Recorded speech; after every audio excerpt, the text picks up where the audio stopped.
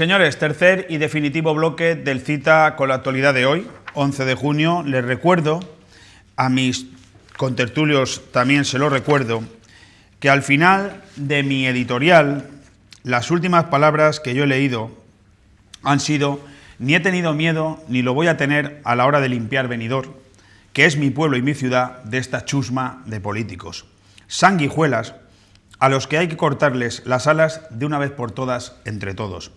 Pero sí reconozco, he leído también, y esto es para vosotros, queridos compañeros de tertulia, que se me ponen los pelos de punta cuando empiezo a reconocer apellidos ilustres del Benidorm de siempre en la esquilmación y la apropiación fraudulenta de un patrimonio, señoras y señores, que es de la ciudad de Benidorm y no de estas familias, muchas de ellas rellenas de auténticos bandoleros del siglo pasado.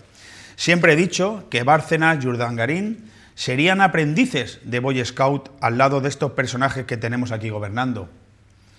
Ahora les añado, recuérdenlo, se lo he dicho, que Robin Hood, Curro Jiménez y el pirata Jack Sparrow alucinarían en colores si conocieran a algunos de los señores que poblaron Benidorm a mitad del siglo pasado.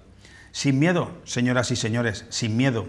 Esto va a costar, seguro. Hay muchos intereses en juego, pero cada vez veo con más claridad que Benidorm, un lugar que es sin duda un auténtico paraíso, lo podría ser todavía mucho más si no fuera por los sátrapas y esquilmadores que tuvo hace décadas y por los sinvergüenzas que lo gestionan en la actualidad. Aquí también ha existido una mafia siciliana que sigue muy viva. Se acabó el respeto por estos caciques. Entre todos vamos a acabar con ellos y vamos a volver a tener una ciudad próspera donde la palabra crisis no vuelva a tener cabida y donde la palabra deuda resida solo en la casa de quien la genere, pero no en la de todos por obra de estos usurpadores de nuestras ilusiones. Ese era el final de mi editorial y es el inicio del vídeo que les vamos a poner en este tercer y definitivo bloque de un tema que, como acaban ustedes de escuchar, pone los pelos de punta. Yo reconozco que cuando a mí me empezaron a hablar de estos temas, de los legados, de las fundaciones, de la historia del Benidorm de hace 100 años y de lo que aquellas familias adineradas dejaban para todos y con unos objetivos, pues la verdad es que a mí todo esto se me hacía un poco duro porque no es precisamente mi fuerte. Pero conforme voy viendo, conforme voy leyendo, conforme me van aportando datos, empiezo a ver por qué muchas familias que hoy ilustran avenidas de nuestra ciudad, y no voy a extenderme más porque quiero estar bien seguro de lo que digo, verdaderamente no fueron familias que se ganaron lo que tienen, ni que sus hijos sean multimillonarios que van con el ala muy levantada por ahí por la ciudad de Benidorm leyéndonos un poco la cartilla, todos solo con la mirada.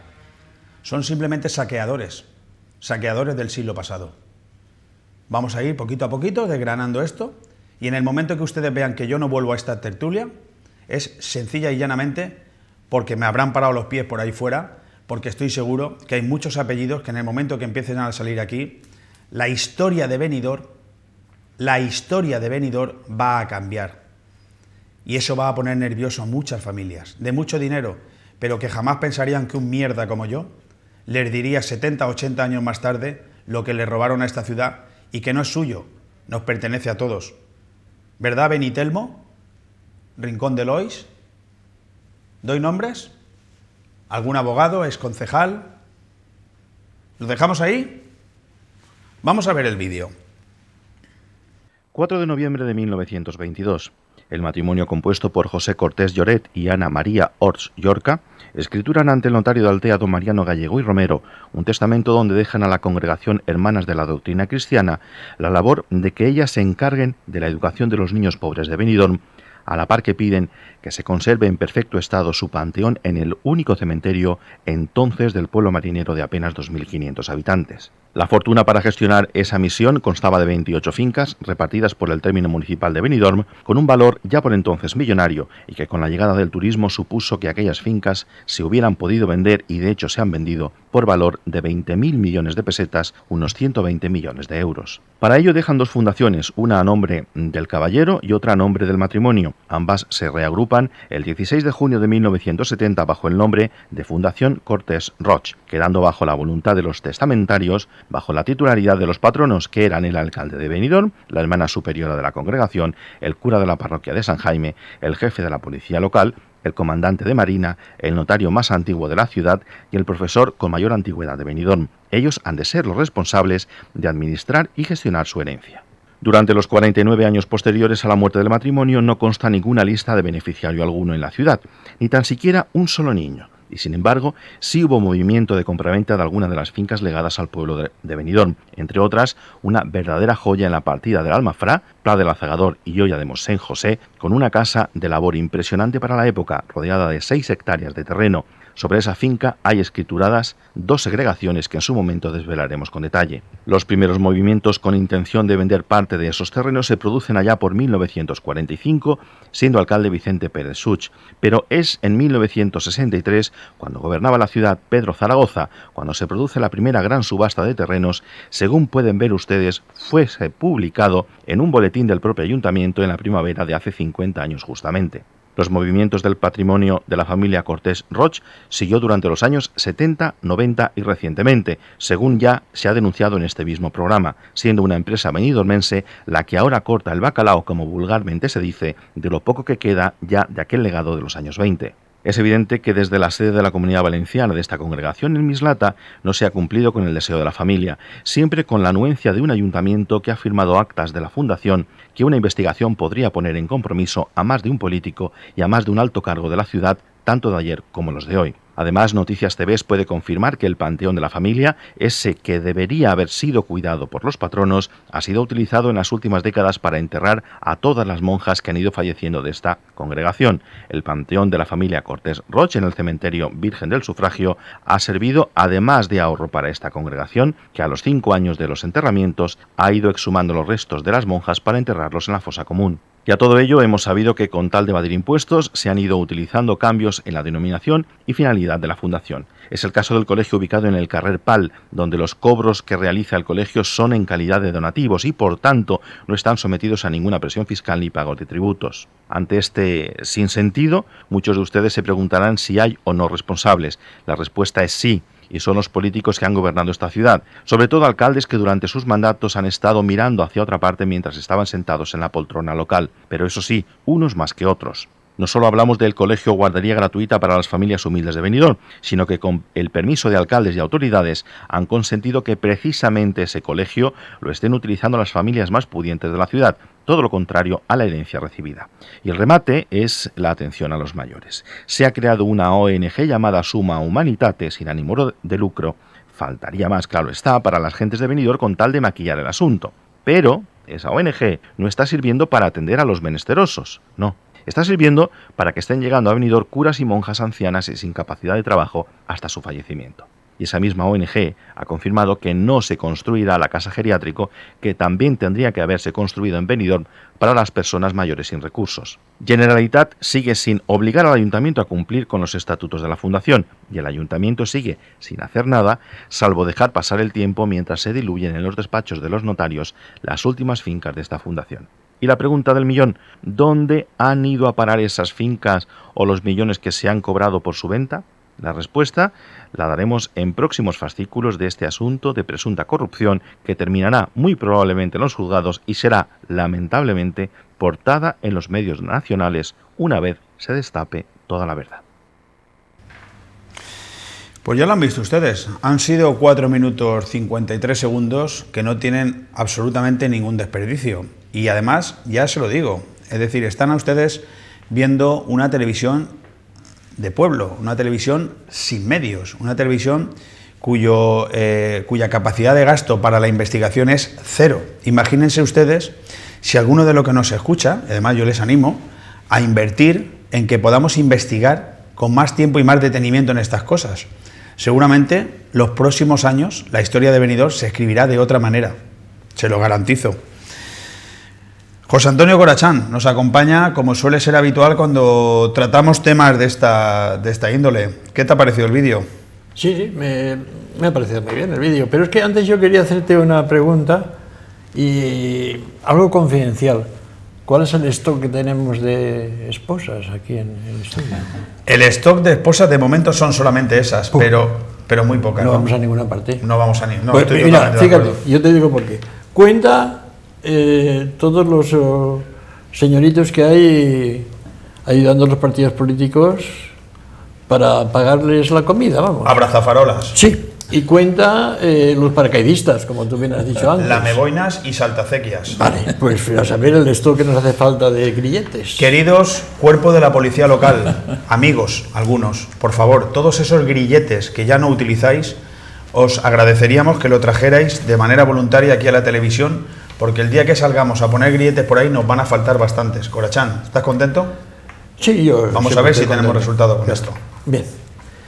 Y ahora ya entrando en el tema... Entrando en materia, claro. Yo tengo por lo menos 20 preguntas aquí que hacer con referencia a este vídeo que hemos visto, pero me gustaría que tú, que eres una de las personas que está investigando estos temas, nos pusieras un poco en antecedente a todos de qué está pasando o qué puede pasar. Bueno, estamos todos, los antecedentes los tenemos ya casi todos los antecedentes.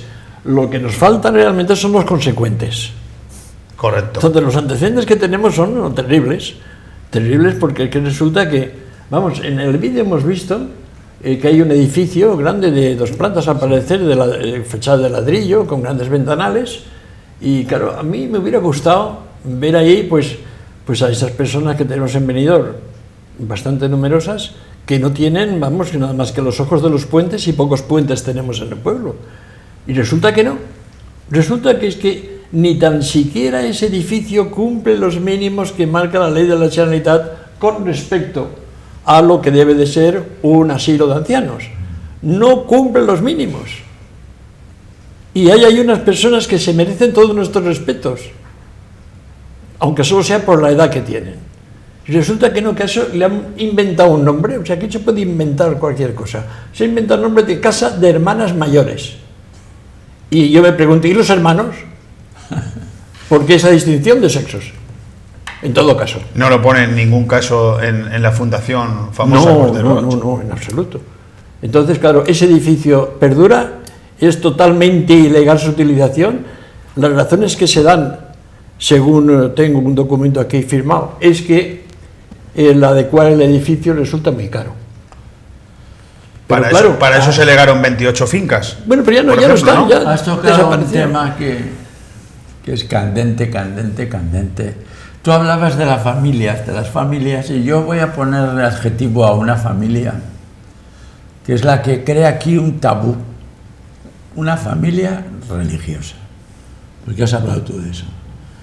Buena parte de todo este lío, todo este tejemaneje, todos estos repartos, oye, si hubieran sido entre seglares, ¿cómo te voy a decir yo? Pues se hubieran destapado. ¿Por qué? Por las enemistades que suelen suceder, las rivalidades. Pues muy bien que se reparta, siempre hay un descontento.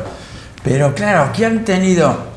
Estoy fabulando, que para eso soy escritor y poeta. O sea, estoy fabulando. Pero me da la impresión de que han tenido una tapadera comodísima con las religiosas. Y no las conozco a las religiosas. Pero es evidente por lo que habéis contado vosotros. Y entonces, claro, eso no es la Iglesia, eso son unas personas de la Iglesia. Igual que en estos momentos estamos viendo que se distingue un cura pederasta de la Iglesia, que no tienen nada que ver, porque en la Iglesia también puede haber miembros que se salen de la norma o incluso la quebrantan. Pues ¿hasta qué punto, Pepe, tú que has investigado, tú? A ver, aquí estamos ante un ¿Qué caso, valor tiene la presencia de las religiosas en esto? ¿Qué valor? Que son cómplices. ¿Ves? De todo. Pero de principio a final. más que cómplices, en el sentido en que yo digo pero que bueno, crean es un que tabú. fueron cómplices y siguen siendo cómplices.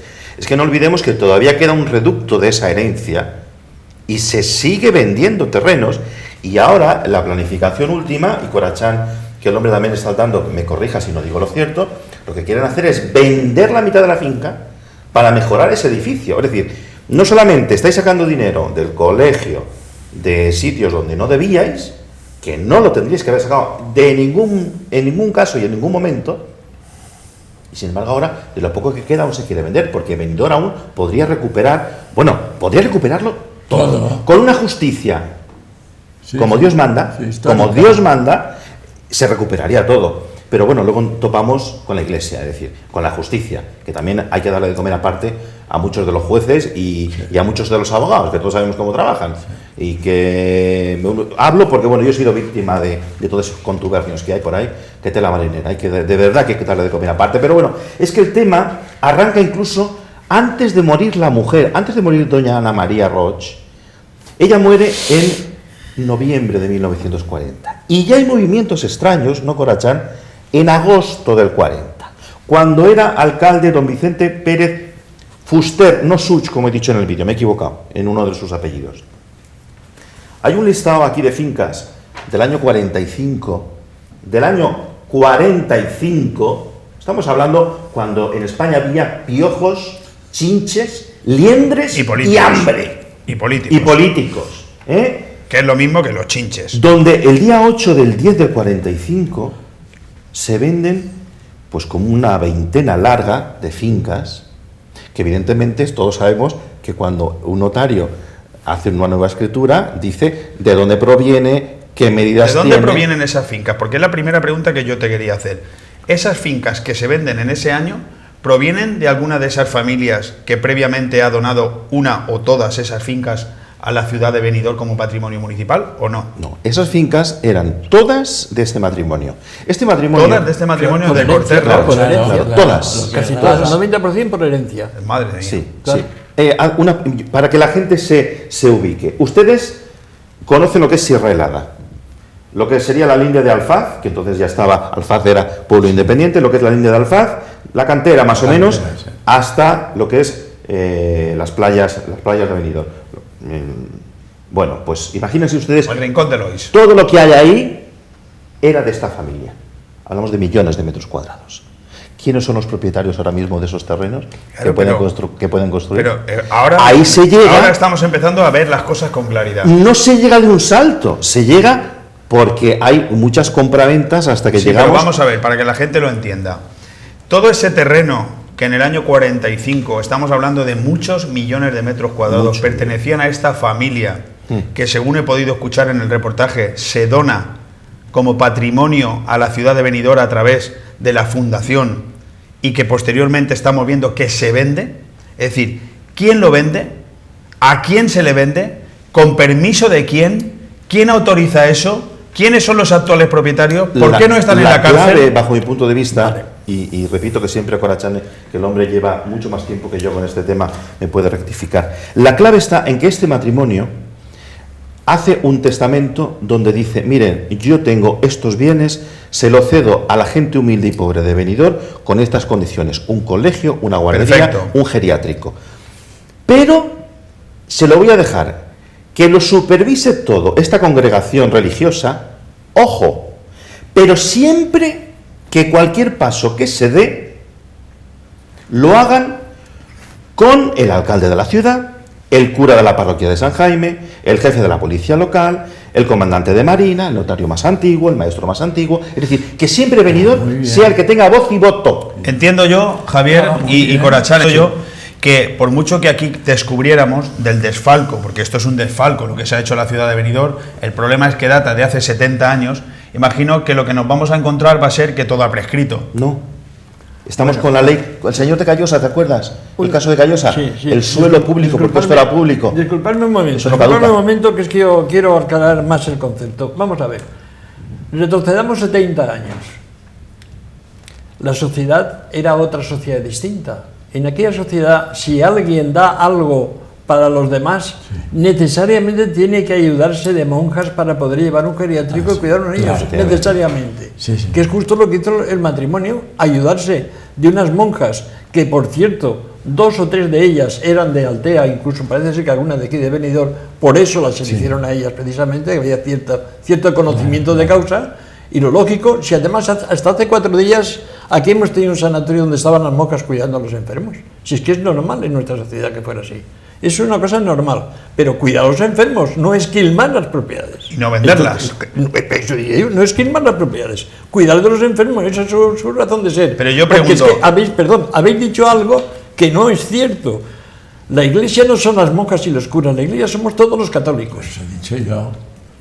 Pero que quede claro a todo el mundo. Y somos Pero si todos, aquí somos los legos capaces- y los que no, No somos tiene nada legos. que ver, Y no, dentro no. de este colectivo, dentro de esta sociedad, hay personas buenas, menos buenas, Sí, claro. incluso personas malas, como en todo colectivo. Ah, sí, por A supuesto. ver, yo lo que quisiera decir, porque la verdad es que este asunto más o menos lo desconozco y lo que conozco es un poco a través de los medios, a través de vosotros y tal.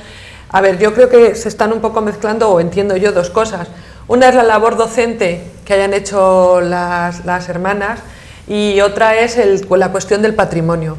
Yo entiendo que en los años 40, 50, y hablo, son reflexiones personales, ojo, yo entiendo que en aquellos años probablemente sí que atenderían a personas con pocas posibilidades porque Benidorm era un pueblo pobre y probablemente eran muchos los niños que no tenían posibilidades. Yo creo que a partir de los años 60, 70, 80, 90, desgraciadamente vamos a volver un poco a los años 40 otra vez, pero yo creo que en estos años, y yo conozco bastante de cerca el Colegio de las Monjas, yo creo que se ha atendido en general a un nivel medio económico porque había un nivel medio económico en la ciudad.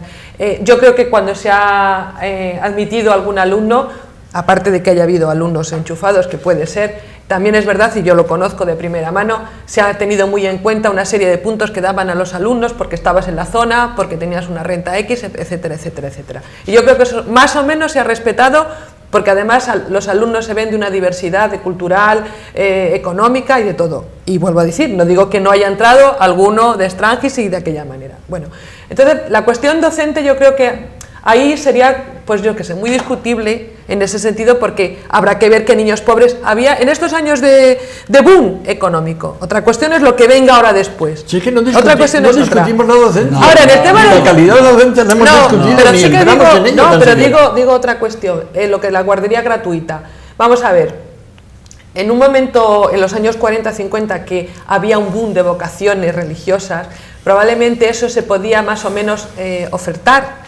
Ahora, normalmente cualquier colegio de religiosos hay de todo, o sea, de todo menos religiosos dando clases, con lo cual tienen que contratar un personal y tienen que tener un mantenimiento. Y eso cuesta dinero. Pero eso cuesta dinero. Pero otra cuestión, sí, Pepe. Vamos a, sí, termina, María José. No, pero yo quiero enlazarlo con el tema del patrimonio. Que estupendo la labor que estáis haciendo y hay que ser rigurosos y contrastar bien todos los datos. Y es ahí donde a lo mejor hay que ser muy objetivos y muy críticos para ver exactamente si ese parte de patrimonio se ha utilizado bien y ese patrimonio que lo han utilizado ciertas personas, como vosotros estáis diciendo, y que probablemente es verdad, y os animo a que siga en esa investigación, porque desde luego el pueblo de Benidorm nunca os podrá pagar lo suficiente si se recupera algo que probablemente por expreso deseo de ese matrimonio le pertenece, ¿no? Al pueblo, le pertenece al pueblo, y ya no pertenece al pueblo. Que precisamente es verdad, que hay que ser riguroso y desde luego llegar hasta las últimas consecuencias en todo eso. Aquí tengo parte, es decir, de dónde era y estaba cada una de las parcelas, que podemos ir porque están identificadas y podemos llegar, por ejemplo, y vemos, ostras, menudo telazo hay aquí, ¿quién es el dueño, quién es el propietario? Y sabríamos, tirando inmediatamente, in voce, pero es que hay otra cosa que se llaman las notarías y los registros de la propiedad, donde queda todo, está el histórico de esa finca, y entonces el histórico de esa finca está costando sangre, sudor y lágrimas.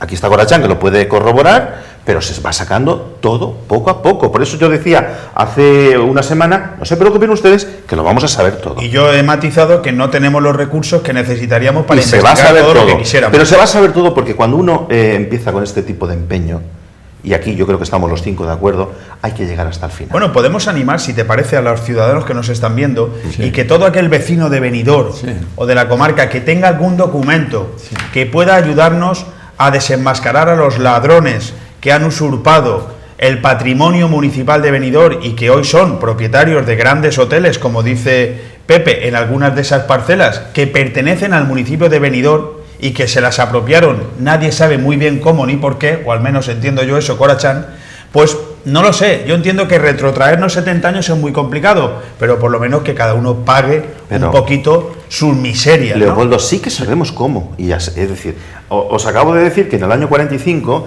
siendo don Vicente Pérez Fuster alcalde, ya se hace las primeras subastas. Pero hemos visto en el vídeo que siendo alcalde Pedro Zaragoza se monta la primera gran subasta. ¿Y qué solución aportamos? No, es lo que yo quiero saber. Pero espérate, la primera gran subasta, donde ya empezamos a tener nombres que a lo mejor es el abuelo o tatarabuelo de alguien de Benidorm que ni lo sabe ni tiene idea, porque bien, el chico sí va con el Mercedes. Sí que lo saben. Vamos con pero bueno, detalles. ya tenemos aquí, ojo, cuidado con los apellidos, que aquí hay cuñados y hermanos que se casan con señoras. Vamos con los nombres. José Llorca Soler, casado con doña Pilar Tolón de Gali. José Llorca fue un exalcalde de Don Benidorm. Juan Antonio Tolón de Gali, casado con doña Carmen Sánchez Ripoll. Ya suenan apellidos de la terreta. Y don Enrique Tolón de Gali, casado con doña Encarnación Lloret Climent. Ya suena. Estamos hablando, ojo, de los años 40, ¿eh?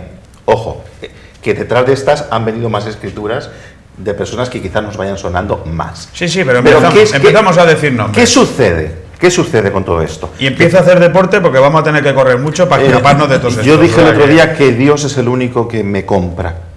Dios, y me llevará cuando me tenga que llevar. Bueno, entonces no me pidas que te suba el sueldo, coño, pídeselo a Dios, hostia. Entonces, María José, al principio no se hizo buen uso de estos terrenos, pero no es que no lo hicieran las religiosas, es que eran ya los políticos y los que veían que Benidorm era un diamante bruto, los que ya se echaron encima de ese capital. ¿Por qué? Pero es que esa es una investigación preciosa. Esa calamidad que hicieron los primeros políticos, con don Pedro Zaragoza como el primer gran subastador. 3 minutos. Una pregunta. Se dilata hasta el día de hoy. Gema Mor ha prevaricado, lo digo, doña Gema Mor, alcaldesa infarto de Benidorm, ha prevaricado. No, ¿Cómo? Sin infartos. Infarto, no, ¿cómo? Pues con la licencia que entrega, que el otro día que la mostramos aquí, es casualidad que esa licencia se otorga justamente a los días de sacar aquí los primeros indicios. Nos quedan, Pepe, 2 minutos. Pero es que ya el primer alcalde de la democracia, don José Sucho Ortega, ya hizo, que lo leyó el otro día Corachán, establecimiento destinado al jardín de infancia con media pensión con retribución a personas obreras y necesitadas. Eso en el año 81, y ahora se cambia la licencia el mes pasado. Ojo, está exento de la municipal de apertura y se da el otro día, después de denunciarlo aquí. Pero ¿qué ha hecho Zaplana siendo presidente de la Generalitat cuando la Generalitat tiene la obligación de supervisar todo esto? ¿Pero qué está haciendo ahora Fabra? ¿O qué ha hecho? Contratar a su cocinero. Entonces, estamos en un asunto de una corrupción que apesta. Bueno, para centrar el debate, porque nos vamos ya, nos queda un... Solamente, Javier, sí, última intervención. Porque claro, si hubo una subasta y otra gran subasta, hubo un dinero. Claro. ¿No? ¿Y ese dinero ¿a dónde ha ido? Pero la pregunta es antes, ¿quién autorizó la subasta? Bueno, ¿por qué se subasta hasta cierto propiedades públicas? Si está todo firmado. Vamos a dar la última palabra, si os parece, a Corachán. Hemos dejado es un tema que zona oscura que he descubierto por tu intervención y que quiero dejar bien clara. Es que si leemos escrupulosamente la escritura de fundación, está claro que las hermanas que se dedican a este tema de cuidar a los niños, supuestamente niños y ancianos, pueden, si en un momento dado la fundación no les puede alimentar, pueden ejercer la docencia para poder alimentarse. Pero eso no autoriza en absoluto a poder vender esa propiedades. Pues señores, yo con la anuencia, sobre todo, de Pepe Martín y de Corachán, les invito a que no se marchen en próximos programas porque seguiremos con este tema, si os parece bien, porque creo que da para mucho. Porque hablamos de 28 fincas, yo pregunto dónde están, a quiénes se ha vendido, quién ha dado permiso para que se vendan, quién tiene hoy ese patrimonio, dónde fue ese dinero, qué es hoy de la Fundación Cortés Roig. Jamás se ha beneficiado en esa fundación a niños y ancianos, que es por el hecho del que se montó. Y muchas otras preguntas, porque por ejemplo, María José también ha hablado del Colegio de las Monjas. Yo de la calidad educativa no tengo por qué intervenir, la desconozco, me imagino que habrá sido buena, pero ¿cómo que cobro en calidad de donativos? ¿Donativos para quién? ¿Los padres de los niños que pagan allí saben que esos son donativos? O sea, es que hay muchas preguntas que contestar y estoy seguro que esta noche alguno ya no va a dormir tan tranquilo, ya se van a poner un poco nerviosos. Y algunos que cogen coches y se van a Orba y enseñan casas raras y patrimonios que no existen, tonterías. Con esto vamos a seguir largo y tendido. Señores, nos marchamos, gracias a los 4 por haber estado aquí, programa corto, otra vez, la verdad es que sí, pasado mañana más y mejor. Señor alcalde de la vila, vaya preparándose porque pasado mañana martes le vamos a decir lo que un perro no puede escuchar, desde esos, Altea también, pero sobre todo la vila, donde los barrios ya se quedan sin luz porque no se pagan. Los terrenos en primera línea de playa se prenden fuego y nadie acude. Bueno, lo de la vila es un escándalo que no hay por dónde cogerlo. Y a los ciudadanos de la vila les pido disculpas por no poder atender más cuestiones de la vila, pero el tiempo es el que es. Nos marchamos. La entrevista a continuación la ha realizado mi compañero Pepe Martín al gerente del Hotel Rambla, Rachid Taleb. Una persona que además nunca deja indiferente a nadie. Se han abordado la evolución del turismo, su situación real a día de hoy y el futuro según la opinión de este empresario. Les invito a que no se pierdan la entrevista porque es un chaval joven, propietario de un hotel, pero que no tiene pelos en la lengua y les habla de Osbeck como les habla de otras muchas cosas, de una manera que ustedes no han escuchado nunca. Por lo tanto, les invito a que permanezcan ahí. Señores, que muy buenas noches, que muchas gracias por estar ahí. Pasado mañana, jueves 13 de junio, aquí nos volverán a tener. ¿Le guste o no le guste a estos mamarrachos políticos que tenemos por Benidorm y comarca? Un fuerte abrazo.